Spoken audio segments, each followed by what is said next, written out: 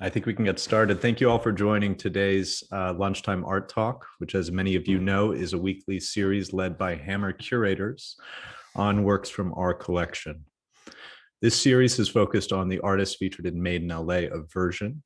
Free reservations to visit our biennial at the Hammer are now available. Please visit our website to reserve your time.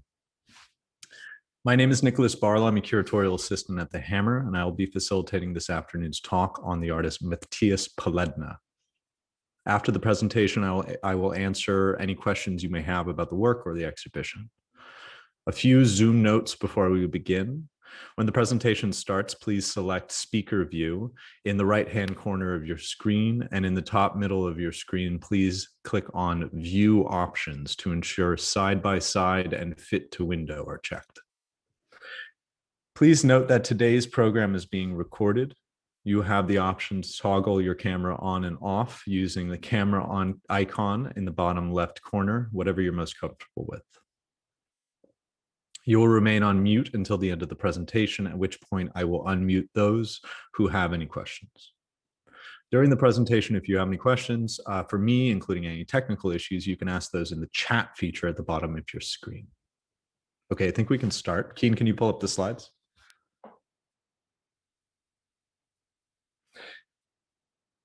Mathias Poledna's film installation, Indifference, opens on a painting of a mountain range adorning the wall of a bar. We are in Vienna at the end of the 19th century. Next slide.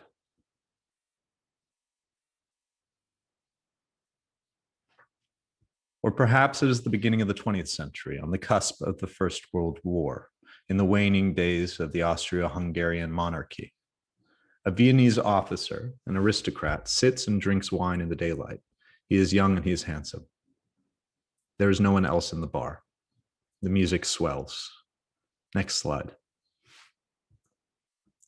We see him stand and leave in his clean, perfectly kept uniform.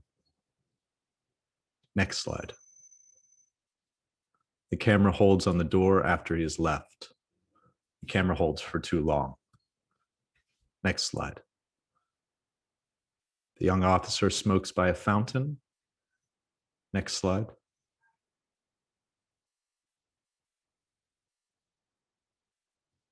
Next slide.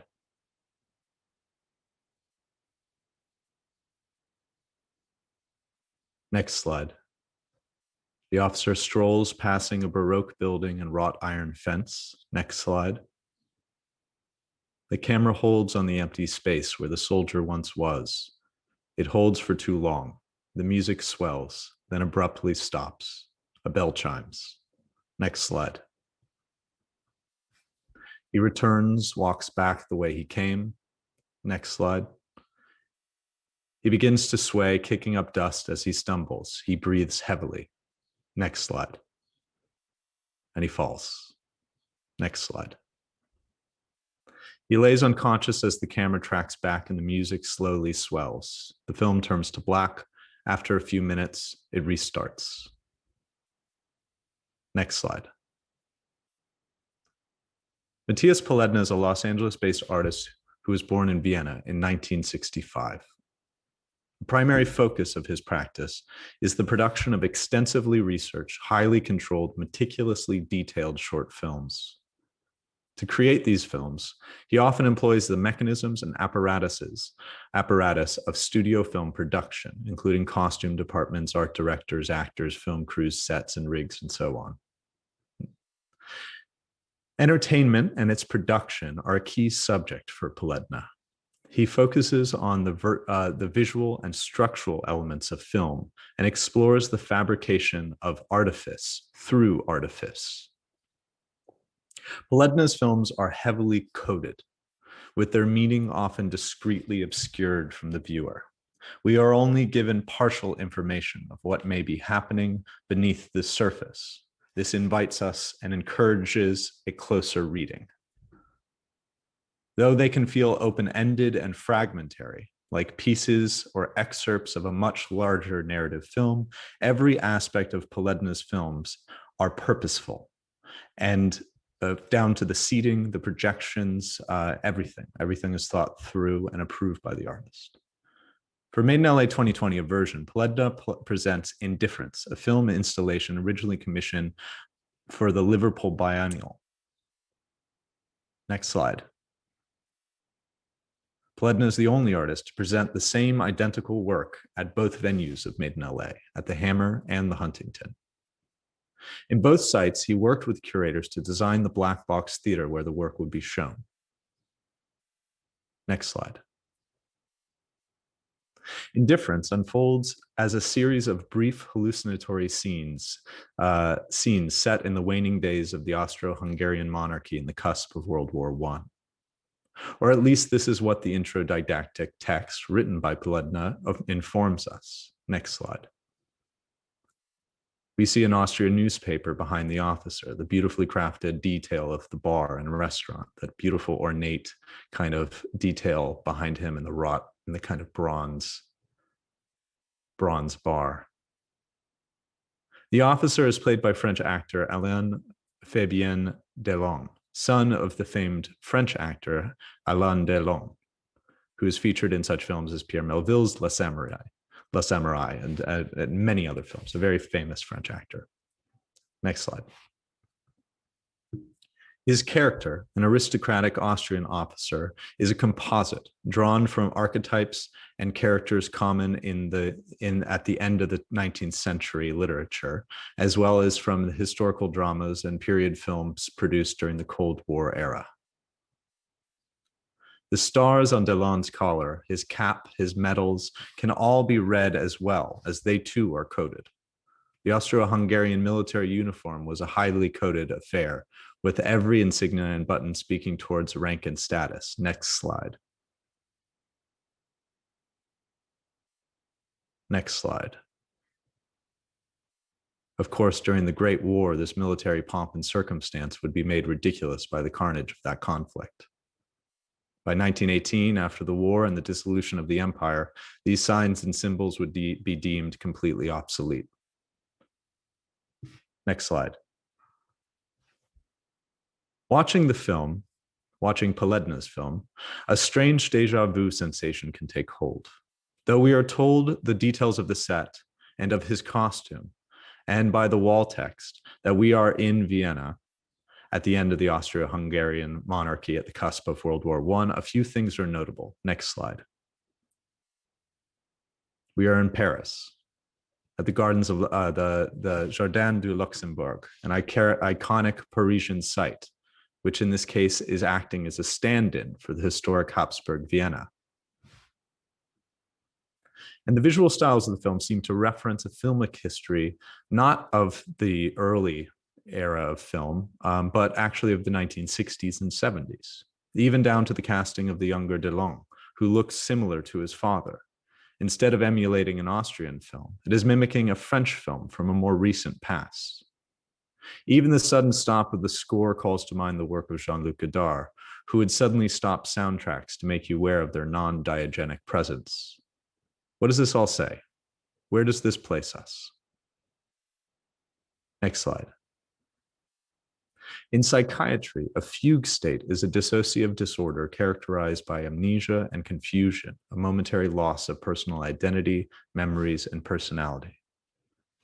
Perhaps Poledna's film exists in a sort of fugue state, lingering between times and filmic memories, placing us, the viewer, somewhere in between. Next slide. In Los Angeles, we know this sensation well. To watch a film that seemingly takes place in New York only to identify that the streets are much too wide. Or to be told that we are in San Francisco, but clearly there are no hills. To be placed in a small provincial French town only to recognize that it is Universal Studios backdrop. Next slide. This strange sensation of filmic memory and deja vu is of deep interest to Poledna, I would say, or at least this is where my mind goes in watching a work like this. There's this self-awareness that is triggered by engaging within his work.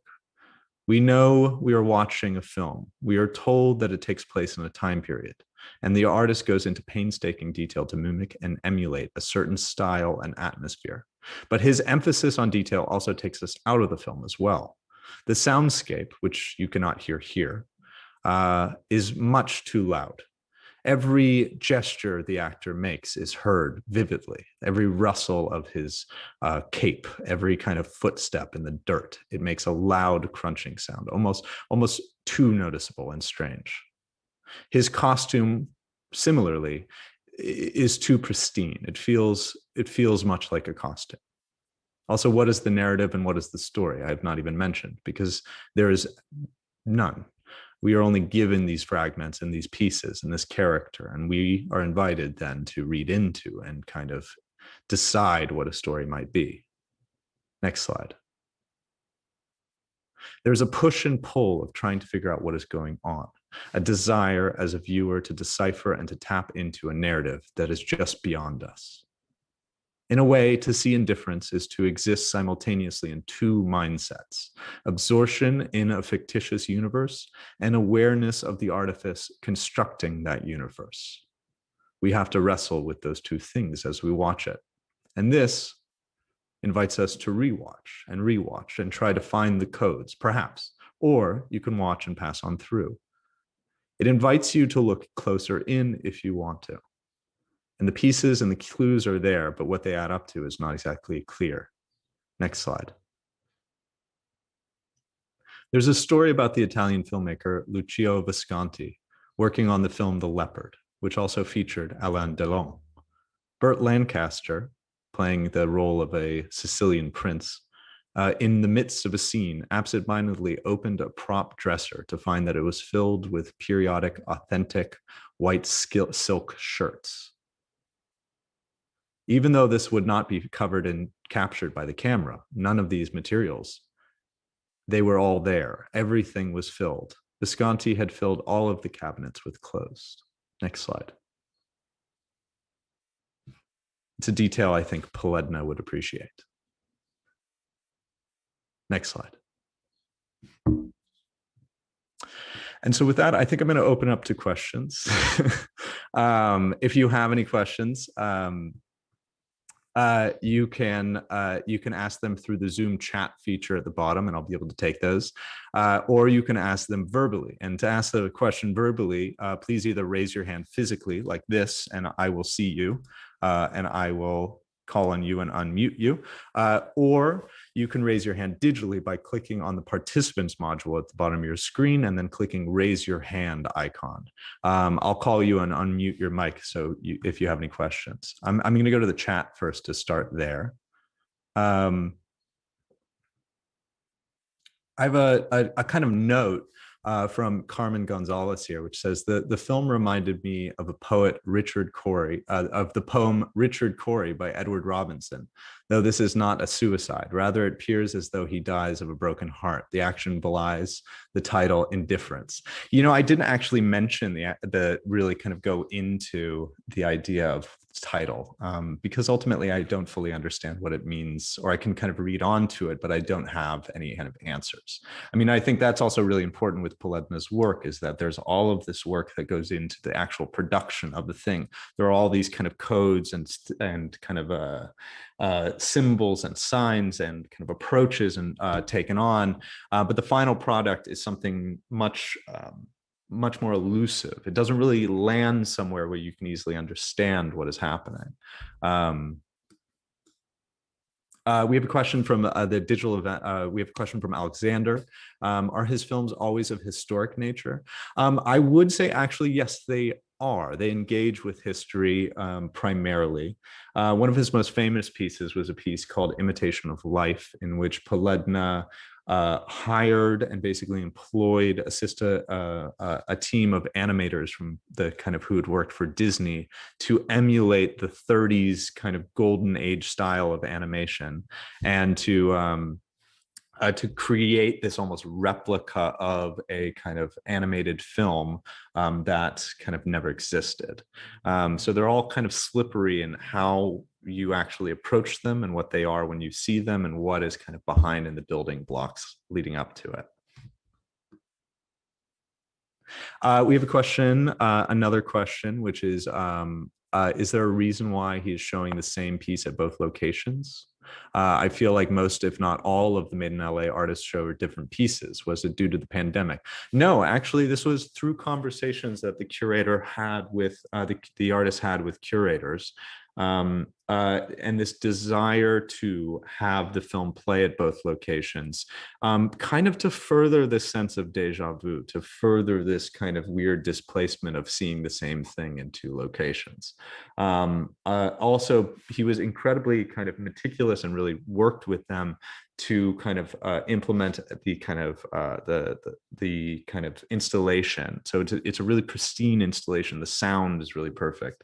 So this is something to say, even though I've given you this information about this film, it is nothing compared to seeing it in person. And it is actually the experience of the gallery setting that Poledna is also really, really engaging. Great. Well, do we have any more questions? It's an engrossing film when you see it in person, I swear. What is the music? The music is oh, that is a great question. There's music that plays throughout, and it is period music, period appropriate music, of the kind of early 20th century. But it is also music that kind of calls to mind French films from the 60s as well. Kind of the works of like Georges Delerue and all these people like that who kind of created very romantic scores that lived on top of these French films. We have a question from Catherine Sire. I'm gonna have you. I'm gonna unmute you right now. So you'll be asked to you should be able to. There you go. Excellent. Thank you, Nicholas. The music specifically is Mahler's First Symphony for part of it, which is a striking allusion to filmmaking by both Kubrick and also Visconti, because Visconti used the Fifth Symphony in his Death in Venice film. But it's quite period. The piece was written in the, I believe, the 1880s in Leipzig, but Mahler was the conflicted Jewish conductor who lived and worked in Vienna primarily, and most famously staying at the Imperial Theater. So the music is what actually draw me into the filmmaking part of the exhibit to begin with. So I thought it was quite key and quite calculated. Can you repeat that last part you said about the idea? Thank you for sharing that information, by the way, that the piece was Mahler, actually. And could you repeat that at the end? Oh, it's quite calculated because, for instance, for 2001: A Space Odyssey, Kubrick was planning to use a score that was primarily allusions to Mahler symphonies before the score by North was written. I think it was North. In any case, no, but he jettisoned the one. Strauss, correct? Well, Strauss, the Alto Zarathustra, yes, but that's only one of many allusions. But the original idea for that was a score that was primarily drawn from Mahler. Great. Oh, fantastic. Death in Venice. And the Mahler first example that is used in this short film of Indifference includes a funeral march. So if you're thinking about these lingering camera shots that go on too long, and they're recognizing absence in a sense. Yeah. Well, it does that too.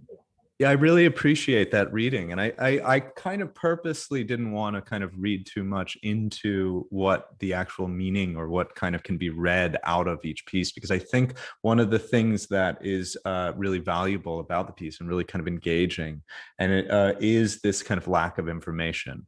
Really, in short, what you see is a very simple thing in which you watch a man kind of go from a location to a location and a location, and then afterwards suddenly die.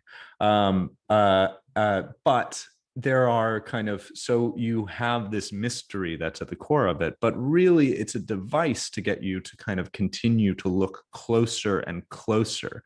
And instead of finding clues of why he might have died or what this might mean, you end up actually kind of pulling out things from the structure of the film or the material, or trying to read it in this coded way. Once again, it's really about this invitation through this kind of this question. We have one more raised hand. Oh, Catherine, is that still you, or did you want to? Oh,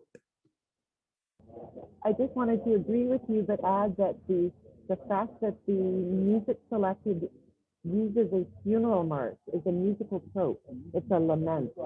And you see this kind of ongoing trudging feeling, which invites you to stick with the film. So I agree with you that it draws you in. But the fact that it's a funeral march, I think, is significant because it crosses it goes beyond the specific reference to Mahler himself. yeah. Yeah, great. Thank you so much, Catherine. Well, with that, I think we might be good on time unless there's any more questions.